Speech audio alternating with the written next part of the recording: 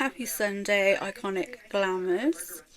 This is the concluding episode of my It series with Welcome to Derry. In this episode, we are going to explore the entire season's narrative beat by beat, the heartbreaking origin of the First Losers Club, and how these events set up a bloody stage for the Stephen King masterpiece we know today. We will see how the sins of the father in 1962 paved the way for the nightmare of 1989. My name is Stacey Leanne, I love makeup and I'm a huge horror fan. This week I went in with Blend Bunny's Beauty Below. It is absolutely stunning, and as it lives in the sewers I thought it was appropriate. Everything I use will be in the description box down below. Don't forget to like and subscribe. Maybe give it a share, help a girl out. Grab your cosmic daggers and let's get into it. The horror begins in the dead of winter, establishing a chilling atmosphere that contrasts sharply with the humid summer of the 2017 film. Matty Clements, a 12-year-old boy in Derry, Maine, in January 1962. He is introduced as a troubled child using a pacifier at his age, showing signs of a difficult family life and seeking escape from his situation. He sneaks into a late-night screening of The Music Man at the Capitol Theatre, where he is caught by theatre staff and they kick him out into the snowy night. This moment mirrors a classic Stephen King horror opener, a missing kid with a vulnerable backstory ripe for the town's evil to latch onto. Matty tries to hitchhike out of Derry, pleading to be taken anywhere but Derry. A seemingly normal 1960s family, a dad, a pregnant mum and 2 kids stop to help him. At first this does appear as a refuge, but the atmosphere quickly distorts. The family behave strangely. The daughter ominously plays with a container marked liver. The son spells odd and foreboding words. And the mother's laughter and behaviour become unnerving even as they drive. They never actually leave Derry. A billboard reminds Matty that he is re-entering the town. This shift from the mundane to the supernatural horror shows the intense reality warping influence of what will be revealed as It. The core horror of the disappearance is unlike anything in earlier adaptations. The pregnant mum goes into an instant grotesque labour in the front seat. Instead of a normal baby, a winged bat-like grotesque creature is born, still attached to the umbilical cord, and immediately attacks, causing havoc. Honestly, I think I wanted to saw my eyes out watching that. The part where she pulls her underwear and it just... oh. The scene does then cut to Matty's pacifier flying through the broken car window, which is symbolic to a lost childhood. This version of its manifestation blends body horror with mythology and is a fresh departure from the Pennywise clown imagery familiar from the films. We then fast forward to 4 months later in April 1962. Matty is presumed dead. No body has been found and no trace of his remains. This unexplained vanishing becomes the catalyst for the season's mystery, not only for Matty's friends but for the wider community. After the disappearance, odd things start happening in Derry that seem to emanate from Matty's experience. We are introduced to a generation of losers, a group of outcasts who don't yet realise they are bound by fate. Lily Bainbridge is the emotional anchor of the season, defined by profound grief. She carries the heavy burden of trauma from the horrific death of her father in a pickle factory incident. A gruesome event where he was pulled into the machinery while trying to retrieve Lily's mood ring. This tragedy sparked cruel schoolyard rumours that parts of him ended up in pickle jars. Kids are awful, aren't they? Awful! Having spent time in Juniper Hill Asylum to process this trauma, she is ostracised as Crazy Lily. Lily builds a relationship with Ingrid Cash, a nurse at Juniper Hill. Yes, that Mrs. Cash. This is important later. But Stephen King actually named Mrs. Cash after Irvin Kershner, the director of Star Wars The Empire Strikes Back. Then we meet Phil, who is obsessed with alien conspiracies, convinced the Air Force Base is hiding extraterrestrials. The irony is he's looking at the sky for monsters, while the real threat lives in the sewers beneath his feet. He represents the paranoia of the era, trying to rationalise the strange feeling in Derry with sci-fi logic. Teddy, raised in a strict Jewish household, tries to ground Phil's theories, but eventually falls victim to the supernatural terror himself. Phil and Teddy do complete the initial group. We meet Major Leroy Hanlon, a skilled and disciplined pilot stationed at the Derry Air Force Base. Despite his rank and competence, he faces severe, open racial discrimination, particularly from a subordinate named Sergeant Masters. Then we pan back to Lily, who is the only one who hears Matty calling from the drains, singing that eerie tune from The Music Man, begging for help. She starts investigating Matty's disappearance, and the group meet Ronnie Grogan, who reveals she has also heard children singing in the same eerie song in the sewers. Lily, Ronnie, Teddy, Phil and his sister Susie search for the answers at the movie theatre. There, a film shows Matty accusing them before unleashing the mutant baby, which kills everyone except Lily, whom Ronnie manages to save. Hank Grogan is arrested, accused of murdering the children. Leroy survives an ambush with the help of his partner and friend Paulie Russo. Francis Shaw reveals that he staged the attack to test Leroy, as he can't feel fear due to a brain injury from a past event which damaged his amygdala, making him uniquely resistant to Pennywise's usual psychological terror. Through this, explaining that only Leroy can retrieve a weapon that inspires overwhelming fear. Margie Truman is best friends with Lily.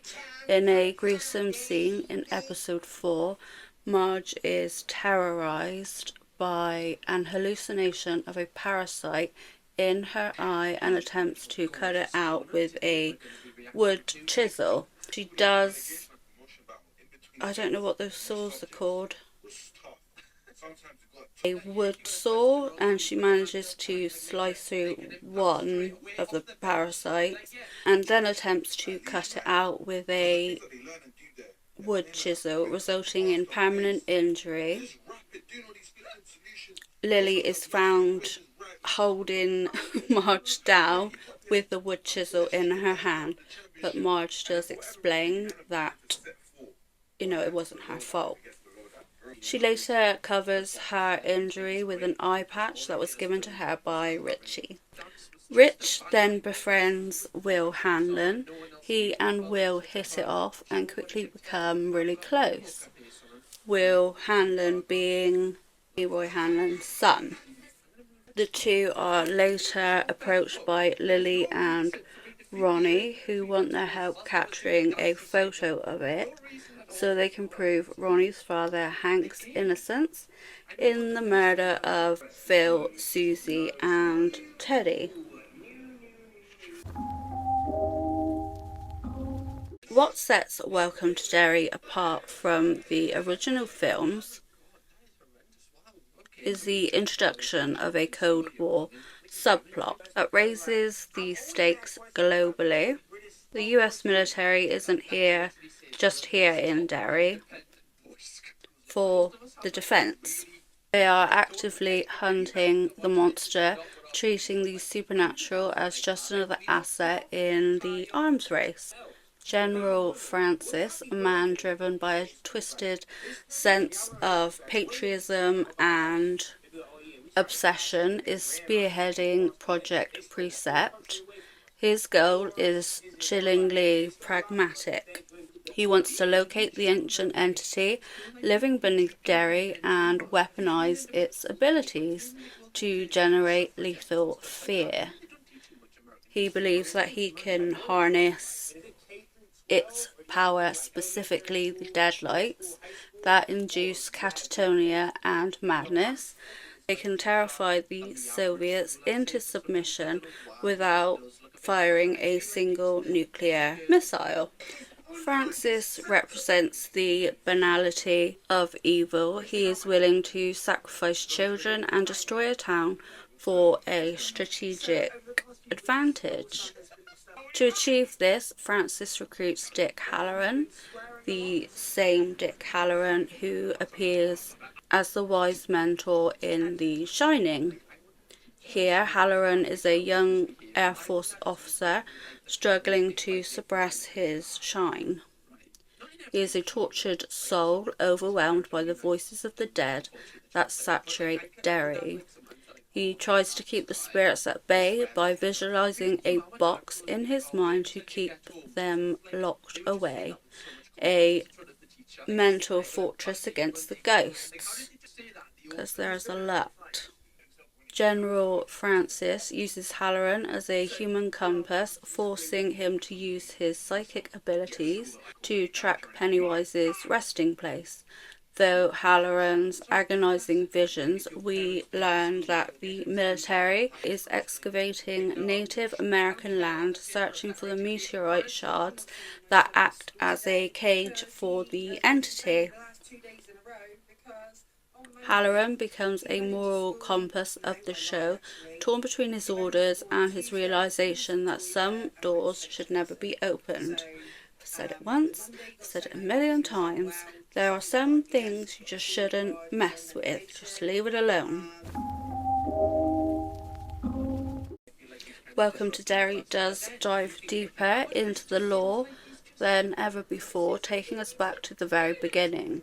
Through a powerful flashback sequence triggered by Halloran entering the mind of a Native American descendant named Taniel, we learn the true origin of the creature on Earth. The entity arrived on Earth via a meteor during the age of the dinosaurs and settled in a primordial swamp that would eventually become the town of Derry. The Galoo is essentially another form of it, the cosmic evil entity that preys on the town.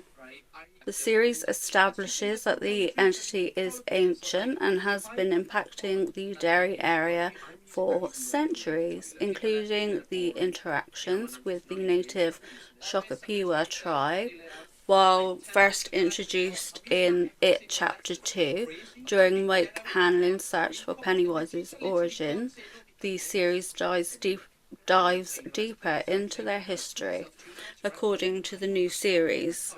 According to the new series, the tribe managed to trap Pennywise within the geographical boundaries of what would become Derry.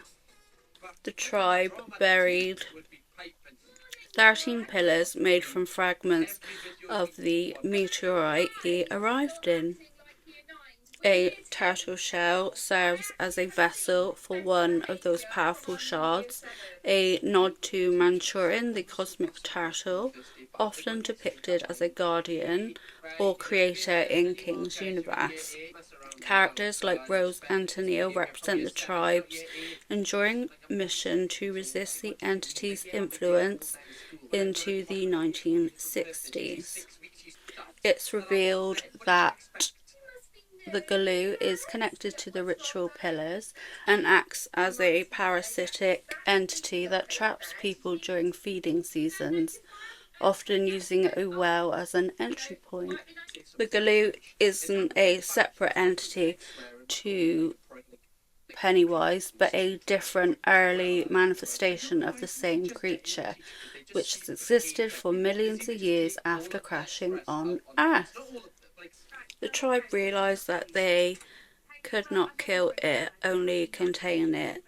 They forged a dagger from a shard of space rock, which is what protects Lily in the sewers, and used it in a ritual to keep the monster bound within the forest boundaries. This backstory adds a layer of cosmic tragedy. The monster has been a parasite on this land since before recorded history. The dilapidated Victorian house at 29 Newbolt Street is built over Derry's original well, a symbolic entrance to its true lair in the sewers, a place of collective trauma and decay. Halloran and the military crew enter the sewers to find Pennywise, using his psychic shine to locate the creature's lair above the well house. While in the tunnels, Halloran is overwhelmed by Pennywise, who forces him to open the black box where Halloran kept his trauma and darker psychic abilities locked away. The children are led into the sewers by the reappearance of Matty. The Matty the kids find is actually Pennywise shape-shifting to lure them into the sewers, revealing Matty was dead all along, used as bait to draw the new losers into its trap to rescue Phil. The sewers become a battleground where the kids and the military confront Pennywise, revealing its true clown form. Leading to casualties like Paulie, and culminating with Lily finding a star shard dagger that momentarily repels the creature, forcing it to retreat as its power source is disrupted by the weapon. A dazed Halloran emerges from the sewers to see the ghost of Paulie, a soldier killed moments before, indicating the barrier between life and death is broken. The open box means Halloran must now deal with the horrors within his own mind, potentially turning his own fears into a weapon against it, but also leaving him susceptible to its influence. We do see a pivotal backstory from 1908. A young Francis, then a child, visits a fair and encounters a carnival worker named Bob Gray. Bob Gray is the human who would become the face of Pennywise. He was a struggling performer, a widower trying to raise his daughter Ingrid, yes, that Ingrid, on the meagre earnings of a travelling fair. Bob is a sympathetic figure initially, a man crushed by grief of the death of his wife, trying to make people laugh while dying inside. In a tragic twist of fate, Bob is seduced by the entity in the forest. The creature preys on his grief and desperate need for an audience. It consumes him, effectively replacing him. This explains why it favours the form of the dancing clown. It is wearing the skin and utilising the persona of a man desperate to be seen and loved, twisting that desire into a hunger for flesh. The entity mocks human emotion by wearing a painted smile over its cosmic indifference. Lily discovers that Ingrid was the clown that the group saw in the graveyard as she was searching for her missing father, the original Pennywise. Ingrid reveals she saw Pennywise disguised as her father and kill a little girl at Juniper Hill in 1935 and accepted that the entity became her father. She pushes Lily to accept it and go with her, claiming the entity can become her dead father. Black Spot was the name of a decommissioned storage building given to Dick Halloran and his fellow soldiers after a request to General Francis Shaw for a more secure hangout spot safe from the weather. The four men drive to the building from base and relish in the building's potential. Now, this location was meant to be a sanctuary, a place of joy, music and community away from the segregation and rampant racism of 1960s Maine. It stands as a beacon of hope in a dark town. The story is one of the most famous interchapters in Stephen King's novel It, and seeing it brought to life is just devastating. Now, Hank, wrongfully accused of the children's murder by a racist Sheriff Clint, who needs a scapegoat to calm the town. The prison van brings Hank and the other inmates to Shawshank when the van is attacked. Hank escapes, eventually hiding out at the Black Spot. The town's hatred boils over, manipulated by Pennywise to create a feast of fear and violence. The entity doesn't just eat children, it orchestrates social collapse to season the meat. A mob of white supremacists and angry locals burn the Black Spot to the ground. Inside, absolute chaos reigns. As the building burns and traps patrons, Pennywise manifests to feast on the terrified victims, blending supernatural horror with a very real horror of hate crimes. We witness the heartbreaking death of Richie in a moment of pure heroism. Rich forces Marge into the refrigerator to save her life from the collapsing fiery debris, sacrificing himself in the process. So sad. This moment is crucial for the larger canon. Marge is revealed to be Margaret Tozer, the future mother of Richie Tozer. Revealed in the finale, Pennywise shows Marge a missing child poster of her future son Richie.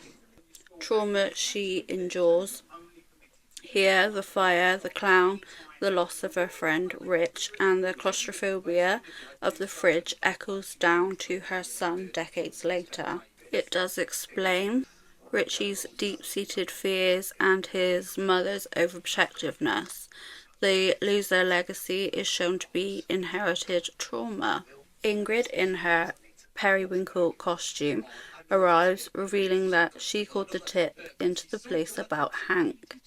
Pennywise kills her husband, Stan, after feeding on the victims, realizing he is not her father. Pennywise shows her the deadlights, leaving her catatonic. Marge and Ronnie inform a paranoid Lily about Rich's death. Halloran, sensing Pennywise entered hibernation, leads the military to a pillar, which they remove and burn, while Shaw tells Leroy he intends to free Pennywise and use its powers to control America. Meanwhile, Rose hides Hank, who is believed to be dead. Pennywise reawakens, sensing a pillar has been removed, and appears at Will's house, capturing him. The season finale is a race against time. The military, blinded by arrogance and the desire for a super weapon, tries to melt down the recovered meteorite shard to study its properties. They believe they can control the weapon through science. Instead, their tampering inadvertently wakes up Pennywise from what should have been a hibernation cycle. This triggers a premature feeding frenzy. A mist descends on Derry, not unlike The Mist, also by Stephen King. The climax takes place at the Deadwood Tree, the mystical boundary of the entity's prison in the woods. The surviving kids, Ronnie, Marge, and along with a disillusioned Hanlon and a reluctant Halloran, dog hair, must use the ancient meteorite dagger to force the creature back into slumber. They are aided by the ghost of Rich, who appears to Halloran, flipping off the clown one last time, a defiant gesture that defines the spirit of the losers. General Francis meets his end in a moment of just poetic justice. He confronts the entity he spent his life trying to weaponize, only to be devoured by it. The creature recognizes him from 1908, closing a loop of terror that spanned a lifetime. Pennywise reveals his true monstrous form, a hybrid bat and dragon, before the group succeeds in driving the dagger into the earth. The ritual does force Pennywise back into his 27-year cycle of sleep, but the victory is Pyrrhic. Lives are lost, innocence is shattered, and the trauma is cemented in their psyche forever. Dickie Halloran leaves Derry and takes a new job as a head chef at a hotel. Hank and Ronnie leave town. The Hanlons decide to take over Rose's farm. The family, feeling an inherent need to help and protect, decides to stay in Derry to confront the evil, viewing it as their duty. The last scene in Welcome to Derry flashes forward to 1988, showing a young Beverly Marsh at Juniper Hill Asylum after her mother's suicide. An older patient, Ingrid Cash, comforts her with the ominous line, "You know what they say about Derry, no one who dies here ever really dies." Directly linking the series to the It movies and revealing the traumatic origin of Mrs. Cash's strange presence in It Chapter 2. Welcome to Derry Season 1 is a heavy atmospheric expansion of the Stephen King universe. It successfully argues that Pennywise isn't the only monster in Derry. Racism, domestic abuse, and government overreach are just as destructive and terrifying. The show posits that it thrives not just on fear, but on the silence of good people and the corruption of institutions. By weaving together the origin of the clown persona, the history of the Native American rituals, and the backstory of the Black Spot, the series deepens the lore without ruining the mystery.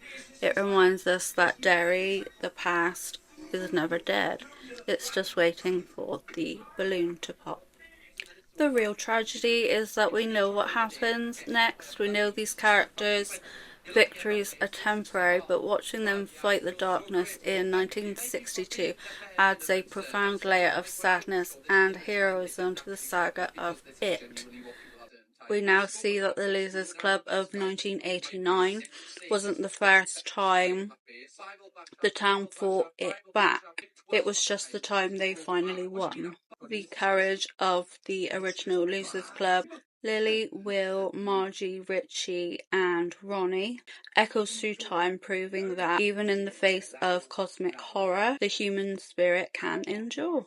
I loved this series. It was dark, it was unsettling, it was bloody, it was upsetting, it was true to the time period, uncomfortably so.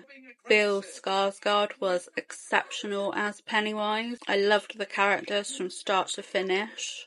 If it knows the future, is he going back in time to change it? And is he really defeated? Or does the cycle just start again in another 27 years? Which would bring us into like the 2000s. Welcome to Derry. We'll have 3 seasons, so I guess we will find out. Maybe the true way to stop it is at the beginning. What are your thoughts on the series? Let me know. Don't forget to like and subscribe. Stay spooky, stay glam, and I will see you next week.